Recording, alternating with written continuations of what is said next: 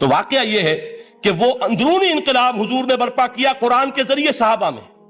اندر سے جو انقلاب تھا اس نے عرب میں ایک انقلاب کی شکل اختیار کی، اور یہ انقلاب جو ہے اتنی اپنے اندر قوت رکھتا تھا، اتنی پوٹینشیلٹی تھی اس کی، کہ وہ 20 برس کے اندر اندر کہاں آکسس دریائے جیہوں، کہاں اٹلانٹک. تصور تو کیے، تاریخ میں اس سے پہلے اتنی بڑی کوئی مملکت قائم ہوئی نہیں. کہاں یمن اور کہاں ایشیائے کوچک، ایشیا مائنر ٹرکی، یہاں سے وہاں اور وہاں سے یہاں، اتنی عظیم مملکت حضرت عثمان رضی اللہ تعالیٰ عنہ قید خلافت میں ہو چکی تھی. یہ بات اگر یہ چلتا معاملہ آگے تو کوئی قوت اب نہیں رہی تھی. سلطنت روما ختم ہو چکی تھی، سلطنت کسرا ختم ہو چکی تھی، پرختے اڑ گئے تھے. اب کون سی طاقت رہ گئی تھی جو سیلاب کا راستہ روکتی؟ یہ وہ یہودی سازش ہے جس نے اندر سے سیبوٹاج کیا. بہرحال یہ ہے انقلاب محمدی کا طریقہ، اندر سے تبدیلی. اسی کو علامہ اقبال نے کہا ہے، تیرے ضمیر پہ جب تک نہ ہو نزول کتاب، گرہ کشا ہے نہ راضی نہ صاحب کشاف. یہ قرآن اب بھی تم ایسے محسوس کرو کہ جیسے تمہارے دل پر نازل ہو رہا ہے. اور مجھے یاد آیا امام ابن قیم رحمت اللہ علیہ، ان کا ایک بڑا پیارا جملہ ہے. وہ کہتے ہیں قرآن کے بعض پڑھنے والے ایسے ہیں کہ جب وہ قرآن کو پڑھتے ہیں تو یوں محسوس کرتے ہیں کہ قرآن مصحف میں لکھا ہوا نہیں ہے، ان کے اپنے دل کے اوپر کندہ ہے، دل کے اوپر سے پڑھ رہے ہیں. یعنی اتنی کامل مطابقت وہ محسوس کرتے ہیں، اپنی فطرت، ہیومن نیچر اور قرآن کے اندر اتنی مطابقت ہے. اس طرح وہ ٹیلی کرتے ہیں ایک دوسرے کے ساتھ کہ محسوس ہوتا ہے کہ وہ کتاب ان صفحات میں لکھی ہوئی نہیں ہے بلکہ لوح قلب پر لکھی ہوئی ہے کہ جہاں سے وہ انسان اسے پڑھ رہا ہے. تو پہلی بات تو قرآن مجید کی اس آیت کے حوالے سے اس پہلو سے ہمارے سامنے آئی کہ جو تاثیر ہے ذات ربانی کی تجلی کی، وہی تاثیر ہے اس قرآن مجید کی، بشرطے کہ ہمارے دل جو ہیں وہ کچھ اپنے اندر اس استعداد اور صلاحیت کو پیدا کر لیں. دوسرا مقام ہے سورہ یونس کا. اب کسی کلام کی عظمت کا دوسرا پہلو ہو سکتا ہے اس کی افادیت کے اعتبار سے، اس سے فائدہ کیا ہوگا نوع انسانی کے لیے. دیکھیے 2 آیات، یہ عظیم خزانے ہیں عظمت قرآن کے.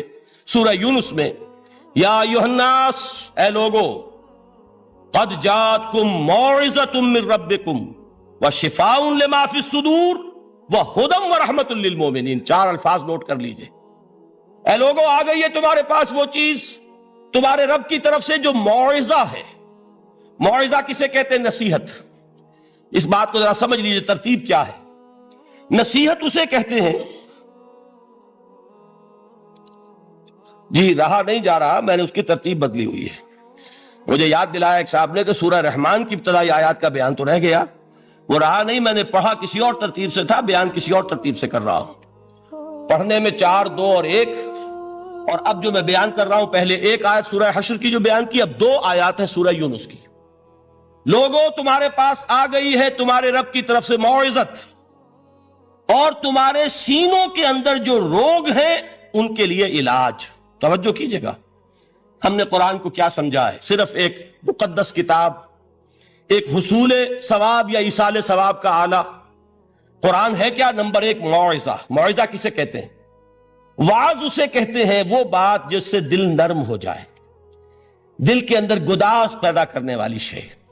وجہ کیا ہے؟ اعلیٰ سے اعلیٰ حکیمانہ بات کسی سے کہی جائے، دل سخت ہے، اثر نہیں ہوگا. ایک کرسٹ آ جاتا ہے انسان کے دل کے اوپر، جیسے کہ یہود کے علماء کے بارے میں فرمایا گیا، ثم قست قلوبکم فہی کالحجارۃ او اشد قسوہ وان من الحجارۃ لما يتفجر منه الانہار وان منها لما يهبط من خشیۃ اللہ وان منها لما يشقق فيخرج منه الماء. اے لوگوں، پھر تمہارے دل سخت ہوتے چلے گئے، پھر وہ پتھروں کے مانند سخت ہو گئے، بلکہ ان سے بھی زیادہ سخت، اس لیے کہ پتھروں میں تو وہ بھی ہوتے ہیں کہ جو اللہ کے خوف سے گر جاتے ہیں، پتھروں میں وہ بھی ہوتے ہیں کہ جو اللہ کی خشیت سے پھٹ جاتے ہیں، ان میں سے پانی بہ نکلتا ہے. پتھر تو اس طرح کے ہیں، لیکن انسان کا دل جب سخت ہو جائے، جب پتھر بن جائے، تو کوئی شے دنیا کی اس کی سختی کا مقابلہ نہیں کر سکتی. پہلے اس سختی کو نرم کریں گے، جیسے زمین ہے چٹیل زمین، اس زمین کے اندر ہل چلے گا تو بارش جو ہے فائدہ دے گی. اس کو آپ زمین کو نرم کرتے ہیں تاکہ وہ بارش کو جذب کرے، ورنہ چٹیل زمین ہے سخت، وہ پانی بہ جائے گا اور وہ زمین کے اندر جذب نہیں ہوگا. تو پہلا لفظ استعمال کیا موعظہ. یہ قرآن واعظ ہے، نصیحت ہے، دلوں کو نرم کرتا ہے. دلوں پر جو کرسٹ آ گیا ہے سخت اسے توڑتا ہے، اس میں ہل چلاتا ہے۔ پھر کیا کرتا ہے؟ پھر جب یہ جذب ہوتا ہے، شفاء لما فی الصدور، جو سینے کے روگ ہیں ان کے لیے شفا ہے۔ اب آپ غور کیجئے گا، علامہ اقبال نے انہی دو اعتبارات سے مسلمانوں کا مرثیہ کہا ہے کہ مسلمانوں نے اس قرآن کو نہ موعظہ کے لیے استعمال کیا اور نہ تزکیہ نفس کے لیے استعمال کیا، بلکہ اس کو تو صرف بنا لیا ہے وہ جان آسانی سے نکالنے کا نسخہ یا ایصال ثواب کا آلہ۔ چنانچہ کہتے ہیں واعظ کے لیے واعظ دستاں زنو افسانہ بند، واعظ جو ہیں ہمارے داستانے کہتے ہیں، افسانے کہتے ہیں، قصے کہتے ہیں، لطیفے کہتے ہیں، معنی او پست و حرف او بلند، اس کے بیان میں معنی تو ہوتے ہیں بہت ہی گھٹیا، نیچے کے پست، الفاظ کا شکو ہوتا ہے، الفاظ بہت اونچے ہوتے ہیں۔ از خطیم و دیلمی گفتار او با ضعیف و شاذ و مرسل کار او، سارا باز و نصیحت جو ہو رہا ہے وہ ضعیف حدیثوں کے ذریعے سے، ضعیف روایات بخاری کی ہو، مسلم کی ہو، ترمذی کی ہو، ابن ماجہ کی ہو۔ کہاں خطیب بغدادی اور دیلمی، وہ کتابیں کہ جن کی کوئی سند نہیں ہے، وہاں کی روایات کے ذریعے سے لوگوں کو تذکیر کرنے کی کوشش کر رہے ہیں۔ با ضعیف و شاذ و مرسل کارہو، ضعیف روایات، شاذ روایات، مرسل روایات جن کا سلسلہ روایت محمد الرسول اللہ تک متصل نہیں ہے، اس کے ذریعے سے کر رہے ہیں، حالانکہ موعظہ، سب سے بڑا موعظہ یہ قرآن تھا۔ قرآن کہتا ہے خود فذکر بالقرآن من یخاف وعید، اے محمد صلی اللہ علیہ وسلم آپ اس قرآن کے ذریعے نصیحت کیجئے، یہ قرآن ہے جو دلوں کی سختی کو ختم کرے گا، گداز پیدا کرے گا۔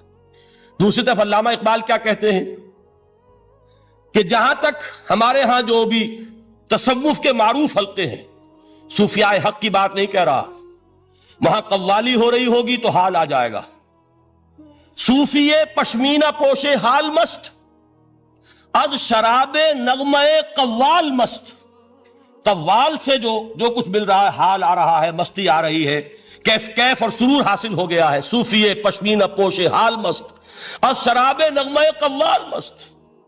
لیکن یہ کہ اس کی محفل میں در نمی سازت بقرآن محفلش، اس کی محفل میں قرآن کا کہیں گزر نہیں ہے۔ جبکہ محمد الرسول اللہ صلی اللہ علیہ وسلم کی بھی ایک محفل ہوتی تھی، محفل سماع۔ وہ محفل سماع کیا تھی؟ حضور صحابہ سے فرمائش کر کر کے قرآن سنتے تھے۔ حضرت عبداللہ ابن مسعود رضی اللہ تعالیٰ عنہ کی روایت موجود ہے کہ مجھے ایک مرتبہ حکم دیا حضور نے کہ قرآن سناؤ۔ میں نے عرض کیا حضور آپ کو سناؤں؟ آپ پر تو نازل ہوا ہے۔ تو حضور نے فرمایا نہیں، مجھے کسی اور سے سن کر کچھ اور لطف حاصل ہوتا ہے۔ اب امتثال امر میں حضرت عبداللہ ابن مسعود رضی اللہ تعالیٰ عنہ نے سورہ نساء پڑھنی شروع کی۔ 41ویں آیت پر پہنچے، چشم تصور سے دیکھیے کہ حضور بھی تشریف فرما ہے، صحابہ کرام کی محفل ہے، اور صحابہ کیسے بیٹھا کرتے تھے ادب کے ساتھ۔ ایک روایت میں الفاظ آئے ایسے بیٹھتے تھے ساکت و صامت ہو کر، بالکل خاموش، سکون، ساکن اور ساکت اور صامت، کہ جیسے ان کے سروں پر پرندے بیٹھے ہیں کہ ذرا جنبش کریں گے تو پرندہ اڑ جائے گا، اس ادب کے ساتھ۔ تو وہ محفل جو ہے حضور صلی اللہ علیہ وسلم کی، اور ایک صحابی حضرت عبداللہ ابن مسعود گردن نیچی کیے ہوئے ہیں اور قرآن پڑھتے چلے جا رہے ہیں۔ جب اس آیت پر پہنچے فَكَيْفَ إِذَا جِئْنَا مِن كُلِّ أُمَّةٍ بِشَهِيدٍ وَجِئْنَا بِكَ عَلَىٰ هَٰؤُلَاءِ شَهِيدًا، کیا ہوگا اس دن جس دن کہ ہم ہر امت پر ایک گواہ کھڑا کریں گے، اور اے نبی آپ کو گواہ بنا کر لائیں گے ان کے خلاف، آپ کو یہ ٹیسٹیفائی کرنا ہوگا کہ اللہ تیرا جو کلام میرے پاس آیا تھا میں نے پہنچا دیا تھا، اب ان کی ذمہ داری ہے، they are accountable, they are responsible۔ اس پر حضور نے فوراً فرمایا حسبک حسبک، بس کرو بس کرو۔ اور حضرت عبداللہ ابن مسعود فرماتے ہیں کہ میں نے جب نگاہ اٹھا کر دیکھا حضور کے آنکھوں سے آنسو روا تھے۔ یہ ہے سماع، یہ محفل سماع ہے، کاش کہ اللہ تعالی ہمیں اس کی توفیق عطا فرمائے۔ یہ ہے مسنون محفل سماع، اس قرآن کے اندر وہ گداز ہے۔ آیا کہ نہیں 7ویں پارے کے بالکل آغاز میں وَإِذَا سَمِعُوا مَا أُنزِلَ إِلَى الرَّسُولِ تَرَىٰ أَعْيُنَهُمْ تَفِيضُ مِنَ الدَّمْعِ مِمَّا عَرَفُوا مِنَ الْحَقِّ يَقُولُونَ رَبَّنَا آمَنَّا فَاكْتُبْنَا مَعَ الشَّاهِدِينَ۔ تو یہ ہے دوسری چیز کہ در حقیقت تزکیہ نفس کا ذریعہ یہ قرآن ہے۔ سینوں میں جو روگ ہیں، حب دنیا، حب مال، حب شہرت، حب اقتدار، جس کو کہ ایڈلر کہتا ہے دی ارج ٹو ڈومینیٹ، میرا غلبہ ہو، میرا تسلط ہو، میں نمایاں ہو جاؤں، میری حکومت بن جائے، اختیار میرے ہاتھ میں آ جائے، دی ارج ٹو ڈومینیٹ. یہ ساری ارجز ہیں ہماری در حقیقت جس سے فساد رونما ہے. یہ حب مال ہے جس کی وجہ سے ہمارے اندر تنافس ہے. الہاکم التکاثر حتی زرتم المقابر، یہ کثرت اور بہتات کی طلب تمہیں غافل کیے رکھتی ہے یہاں تک کہ قبروں تک جا پہنچتے ہو. آنکھ انسان کی کھل نہیں پاتی. جس کے پاس 10 نسلوں کے لیے کھانے کو موجود ہے اس کی بھی حرص جو ہے اور مزید کا لالچ جو ہے وہ ختم نہیں ہوتا. یہ چیزیں ہیں اصل روگ. ان دلوں کے روگوں کا اور سینوں کے اندر کے ان امراض کا علاج قرآن. یا ایھا الناس قد جاءتکم موعظۃ من ربکم وشفاء لما فی الصدور. اب جب یہ دو چیزیں ہو جائیں گی اب تیسرا لفظ ہے ہدن. ہدایت بیکار ہے جب تک دل میں گداز نہ ہو. ہدایت بیکار ہے جب تک کہ نیت درست نہ ہو. کوئی شخص بڑا عالم ہے لیکن اپنے علم کو اس نے ذریعہ بنایا ہے دنیا کمانے کا، تو در حقیقت یہ قرآن اس کے حق میں ہدایت نہیں ہے، اس کے حق میں عذاب خدا بندی کا ذریعہ بن رہا ہے. حضور نے خود فرمایا القرآن حجت لک او علیک، یہ قرآن یا تمہارے حق میں حجت ہے یا تمہارے خلاف حجت بنے گا قرآن کے قیامت کے دن. اس لیے کہ ایک شخص اس کو دنیا کمانے کا ذریعہ بنا رہا ہے، ایک شخص اس کو شہرت کے حصول کا ذریعہ بنا رہا ہے، ایک شخص علم کو ذریعہ بنا رہا ہے دنیا میں نمایاں ہونے کا، اپنی تعریف کا. حضور نے فرمایا کہ قیامت کے دن سب سے پہلے 3 افراد کا معاملہ پیش ہوگا عدالت خدا بندی میں. ایک وہ جو بڑا عالم سمجھا جاتا تھا، اس سے بڑا علم پھیلا. دوسرا وہ جو بہت صاحب ثروت تھا، اس نے بہت خیرات کے کاموں میں پیسہ لگایا. تیسرا وہ جو دنیا میں شہید سمجھا جاتا تھا کہ اللہ کی راہ میں جنگ کرتے ہوئے جان دے دی. اللہ ان تینوں سے جو اس کو نعمتیں دی تھی ان کا ذکر کر کے پوچھے گا کہ میں نے تمہیں یہ دیا، تمہیں یہ دیا، تمہیں یہ دیا، تم کیا کر کے لائے؟ وہ شہید کہے گا کہ اللہ میں نے تیری راہ میں جنگ کی اور اپنی جان دے دی تاکہ تو راضی ہو جائے. اللہ فرمائے گا کذبتا، تو نے جھوٹ بولا. انک قد قاتلت لان یقال جریء، تو نے تو یہ جنگ اس لیے کی تھی کہ کہا جائے کہ بڑا جری ہے، بڑا بہادر ہے. یہ لوگوں سے بہادری کے تمغے لینا تمہارا مقصود تھا. وقد قیل، وہ کہا جا چکا ہے، اب یہاں تمہارے لیے کچھ نہیں. اور فرشتوں کو حکم ہوگا اور وہ اوندے منہ اس کو گھسیٹتے ہوئے جہنم میں جھونک دیں گے. دنیا میں شہید سمجھا جا رہا ہے، آخرت میں جہنمی ہے. یہی حال اس عالم کا ہوگا، یہی حال اس دولت مند کا ہوگا. تم نے یہ علم پھیلایا تھا کہ تمہارے علم کا چرچا ہو جائے، تمہاری شہرت ہو جائے، لوگ تمہاری دست بوسی کرنے لگیں، لوگ تم سے جھک کر ملیں. وہ دنیا میں ہو گیا، تمہارا مطلوب مل چکا، تمہارا مقصود حاصل ہو چکا، اب یہاں کچھ نہیں. تو جان لیجئے کہ جب تک دلوں کے روگ درست نہ ہوں، علم بیکار ہے، ہدایت قطعاً غیر مفید ہے. پہلے دلوں کا کرسٹ اترے، اس کی سختی دور ہو، یہ ہے موعظہ. دلوں کے اندر سے حب جاہ، حب دنیا، حب مال نکلے، یہ ہے تزکیہ. شفاء لما فی الصدور، اب ہدایت خدا بندی. اب راستہ آپ دیکھیں گے اور اس راستے پر چلیں گے. یہ ہدایت جو ہے دنیا میں، یہی آخرت میں رحمت کی شکل میں ظاہر ہوگی. جنہوں نے اس قرآن کی ہدایت سے فائدہ اس دنیا میں اٹھایا، آخرت میں رحمت خدا بندی کی بدلیاں ان پر سایہ کریں گی. ایک حدیث میں تو باقاعدہ الفاظ آئے ہیں کہ سورہ بقرہ اور سورہ آل عمران یہ 2 بدلیوں کی صورت میں ظاہر ہوں گی میدان حشر میں، اور ان لوگوں پر سایہ کریں گی کہ جن کو ان سے بڑی محبت تھی. یہ 4 الفاظ نوٹ کر لیجئے اسی ترتیب کے ساتھ. یا ایھا الناس قد جاءتکم موعظۃ من ربکم وشفاء لما فی الصدور وہدی ورحمۃ للمؤمنین. قل بفضل اللہ وبرحمتہ، اے نبی کہہ دیجئے یہ اللہ کا بڑا فضل ہے، لوگوں سمجھو. اس کی بڑی رحمت کا ظہور ہوا ہے اس قرآن کی شکل میں. اس کی رحمت کا مظہر اتم قرآن ہے، اس کے فضل کا سب سے بڑا ثبوت قرآن ہے. فبذالک فلیفرحوا، اس پر انہیں خوشیاں منانی چاہیے. اترانا ہے تو اس پر اترائیں کہ اتنی بڑی دولت ہمارے پاس ہے، اتنا بڑا احسان ہے جو اللہ نے ہم پر کیا ہے. فبذالک فلیفرحوا هو خیر مما یجمعون، جو چیزیں یہ جمع کرنے کی فکر کر رہے ہیں ان سے کہیں زیادہ قیمتی یہ قرآن ہے. کاش کہ یہ 2 آیات ہی ہمارے قلب کے اوپر یہ کندہ ہو جائے. پہلی بات میں نے عرض کی تھی، اس کا شعور ہر ایک کے لیے ممکن نہیں، اس کا باطن بیدار ہو چکا ہو. لو انزلنا هذا القرآن على جبل لرأيته خاشعا متصدعا من خشیۃ اللہ. جن کی ارواح بیدار ہو چکی ہوں وہ قرآن کی اس تاثیر کو محسوس کریں گے. لیکن یہ دوسری چیز ہے کہ جو ہمارے لیے پریگمیٹک پہلو سے عملی اعتبار سے، افادے کے اعتبار سے یہ چار الفاظ اور رحمت اور فضل خدابندی کا سب سے بڑا مظہر، اور خوشیاں مناؤ کہ اللہ کی یہ نعمت تمہارے پاس موجود ہے۔ اب وہ تیسرا مقام ہے سورہ رحمان کا، بڑی چھوٹی چھوٹی آیات۔ آپ نے سنا ہوگا حضور نے سورہ رحمان کے بارے میں فرمایا ہے، سورۃ الرحمان عروس القرآن، یہ سورہ رحمان جو ہے یہ قرآن کی دلہن ہے۔ جیسے دلہن کو آپ خوشنما لباس پہناتے ہیں، آراستہ پیراستہ، اس کو گہنے اور اس کو زیور پہناتے ہیں، تو جس طریقے سے سجاتے ہیں آپ دلہن کو، اللہ تعالیٰ نے ایک سورت قرآن مجید میں یہ ایسی رکھی ہے سورہ رحمان کہ اسے خوب سجایا ہے۔ اس میں الفاظ کا در و بست، اس کا اپنا ایک ڈیوائن میوزک ہے۔ وہ تو اللہ تعالیٰ قراء جو ہے، خاص طور پر مصر کے قراء، اللہ تعالیٰ ان پر رحمت نازل فرمائے، ان کی خطاؤں سے درگزر کرے۔ جس طرح قرآن کے انٹرنسک میوزک کو انہوں نے واضح کیا ہے۔ واقعہ یہ ہے کہ اگر یہ لوگ نہ ہوتے، شیخ عبد الباسط محمد عبد الصمد، شیخ محمود خلیل الحصری، یہ لوگ کہ جنہوں نے قرآن کے اس غنا، میوزک، یہ لفظ جو ہے آپ حیران نہ ہو کہ میں یہ کوئی شاید توہین کر رہا ہوں قرآن کی، حضور نے یہ لفظ استعمال کیا ہے، تغنو، اس قرآن کو اچھی سے اچھی خوشلہانی کے ساتھ پڑھو۔ من لم یتغن بالقرآن فلیس منا، جو قرآن کو بہتر سے بہتر انداز میں، اچھی سے اچھی آواز میں، خوشلہانی کے ساتھ پڑھنے کی کوشش نہیں کرتا، وہ ہم میں سے نہیں ہے۔ بلکہ ایک مرتبہ حضور رات کے وقت آپ گشت پر تھے اپنے ساتھیوں کے حالات معلوم کرنے کے لیے۔ حضرت ابو موسیٰ اشعری رضی اللہ تعالیٰ عنہ ایک صحابی ہیں، ان کے گھر کے پاس سے گزر ہوا، وہ رات کو تہجد پڑھ رہے تھے، کھڑے ہوئے کیف کے عالم میں قرآن تلاوت کر رہے ہیں۔ حضور کو بہت پسند آئی ان کی قرات، کافی دیر تک وہاں کھڑے سنتے رہے۔ اب انہیں کیا پتا کون سن رہا ہے۔ بالکل اسی طرح سمجھ لیجئے ایک بات یاد آئی ہے، حضور فرماتے ہیں کہ جس طرح کان لگا کر اللہ قرآن کو سنتا ہے، کسی چیز کو نہیں سنتا۔ ہمیں نظر نہیں آتا نا، ہمیں معلوم نہیں، ہم قرآن پڑھ رہے ہیں تو سننے والا کون ہے؟ سب سے زیادہ کان لگا کر خود اللہ۔ یہاں اس لیے مجھے یاد آیا کہ ابو موسیٰ اشعری کو کیا پتا تھا کہ کون سن رہا ہے۔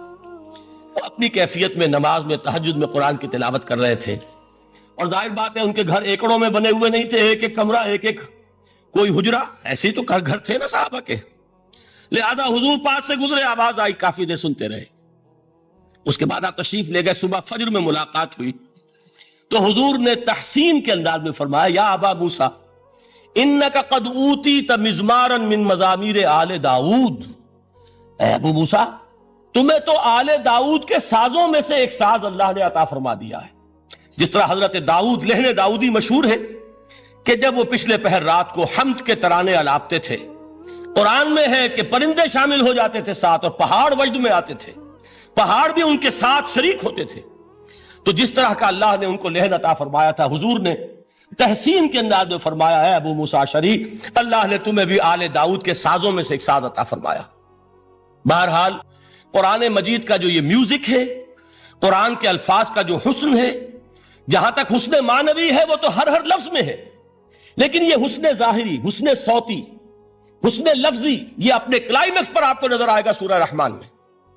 لیکن قرآن میں یہ سورت اس اعتبار سے بھی ممتاز ہے، اس کی 4 آیات پر ذرا توجہ کریں گے، عجیب حقائق سامنے آئیں گے۔ جہاں یہ قرآن مجید کے حسن صوت اور حسن لفظی کی معراج ہے، وہیں اس کی پہلی 4 آیات میں 4 چوٹی کی چیزوں کا ذکر ہے، سب سے اونچی چیزیں۔ پہلی آیت کیا ہے؟ الرحمن، ایک آیت ہو گئی۔ رحمان کیا ہے؟ اللہ کا نام ہے۔ کبھی آپ نے غور کیا اللہ کے ناموں میں سب سے پیارا نام کون سا ہوگا؟ رحمان۔ کیوں؟ اس کا مادہ کیا ہے؟ رحمت۔ ہمیں سب سے بڑھ کر جس چیز کی ضرورت ہے وہ کیا ہے؟ رحمت خدابندی۔ نام اچھی طرح سن لیجئے اس حضور کے قول کو۔ حضور فرماتے ہیں کوئی شخص جنت میں مجرد اپنے عمل کی بنیاد پر داخل نہیں ہو سکے گا جب تک کہ رحمت خدابندی دستگیری نہ کرے۔ کسی صحابی نے بڑی ہمت اور جرات کا ثبوت دیا کہ پوچھ لیا، کیا حضور آپ بھی؟ جب آپ نے فرمایا کوئی شخص داخل نہیں ہو سکتا جنت میں محض اپنے عمل کی بنیاد پر جب تک کہ رحمت خدابندی جو ہے وہ دستگیری نہ فرمائے۔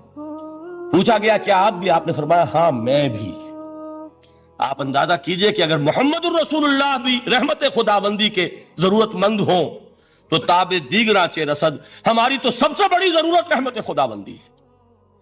اب یہ رحمت جو ہے قرآن مجید میں اللہ تعالیٰ کی یہ شان دو الفاظ کے ذریعے سے آتی ہے، رحیم اور رحمان، اور کوئی مادہ نہیں ہے جس سے دو نام بنتے ہوں اللہ کے، لیکن یہ مادہ ہے واحد رحمت کا کہ جس سے رحمان بھی ہے رحیم بھی ہے۔ رحیم صفت مشبہ ہے، رحمت دائم ہو جائے گی، مستقل ہوگی تو رحیم کہیں گے، اور رحمان اس میں رحمت کی ہے وہ شان ہے کہ جیسے ٹھاٹھے مارتا ہوا سمندر ہو، ہیجان کی کیفیت، طوفانی کیفیت، رحمت خداوندی کا طوفانی جوش، وہ ہے رحمان۔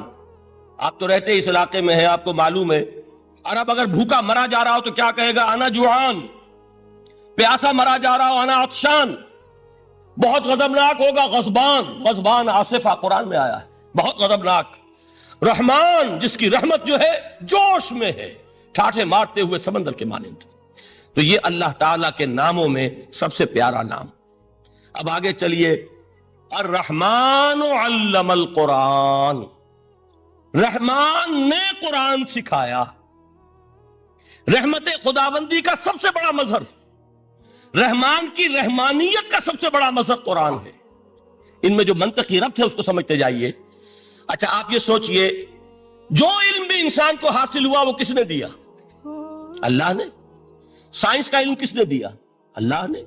علم آدم الاسماء کلہا، وہ علم الاسماء جو حضرت آدم کو دے دیا گیا تھا ازل میں، یہ اسی کا ظہور ہے، یہ اسی کی ایکسفولیشن ہے جو ہو رہی ہے اور ہوتی رہے گی ابھی۔ اور دوسرے علم ہے وہ کس نے دی؟ اللہ نے دی۔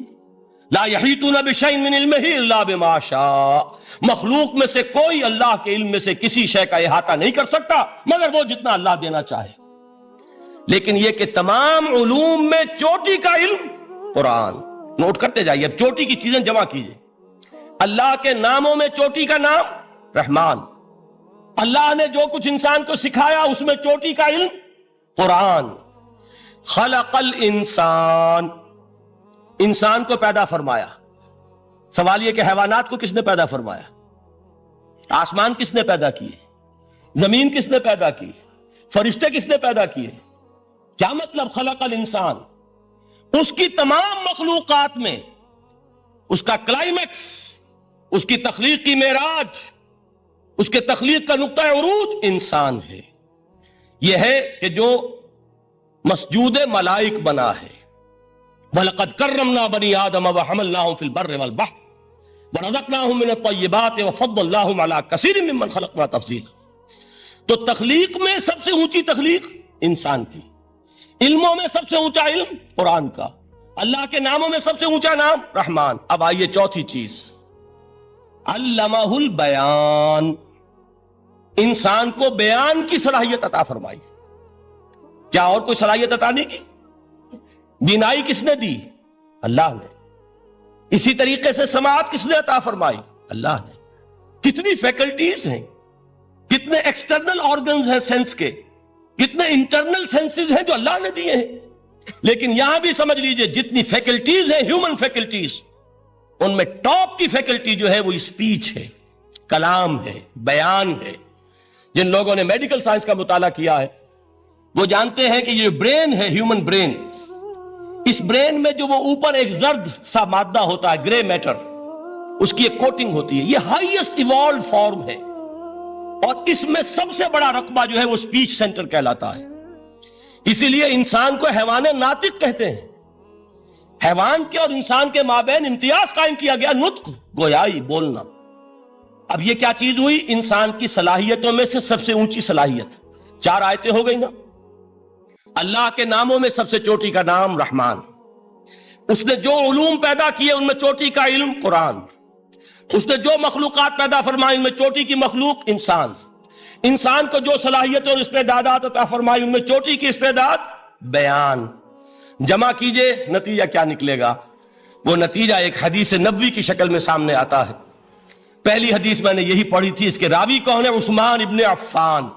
میں حیران ہوتا ہوں وہ قافیہ یہاں بھی موجود ہے، رحمان قرآن، بیان انسان، عثمان عفان، باپ کا نام بھی اسی وزن پر ہے، عثمان ابن عفان۔ عن عثمان ابن عفان رضی اللہ تعالی عنہ قال قال رسول اللہ صلی اللہ علیہ وسلم. حضرت عثمان شہید مظلوم ذو النورین رضی اللہ تعالی عنہ فرماتے ہیں کہ اللہ کے رسول صلی اللہ علیہ وسلم نے فرمایا خیرکم من تعلم القرآن وعلمہ. تم میں سے بہترین لوگ وہ ہیں جو قرآن سیکھیں اور سکھائیں. قوت بیان جو تمہاری ٹاپ فیکلٹی ہے، اس کا استعمال کسی گھٹیا کام کے لیے نہیں ہونا چاہیے. دیکھیے اردو میں محاورہ ہے کہ توپ سے مکھی نہیں ماری جاتی. توپ بنائی گئی ہے کسی بڑی شے کے لیے، مکھی مارنے کے لیے توپ استعمال نہیں ہوتی. یہ قوت بیان جو ہے، جو ٹاپ موسٹ فیکلٹی ہے ہیومن جو فیکلٹیز ہیں ان میں سے، اس کا استعمال بھی ٹاپ موسٹ ہونا چاہیے. قرآن کو بیان کرو. وہ جیسے کہ علامہ اقبال نے کہا ہے، بلکہ غالباً ان کے قبر پر آس پاس جو اشعار لکھے ہوئے ان میں سے ایک یہ بھی ہے: اگر یک قطرہ خونداری اگر مشتے پرے داری بیابامن تو آموزم طریق شاہ بازی را. اگر تمہارے اندر ایک قطرہ بھی خون کا ہے اور مٹھی بھر بھی پر اگر اللہ نے دیے ہیں تو میرے پاس آؤ کہ میں تمہیں شاہبازی کے طریقے سکھاؤں.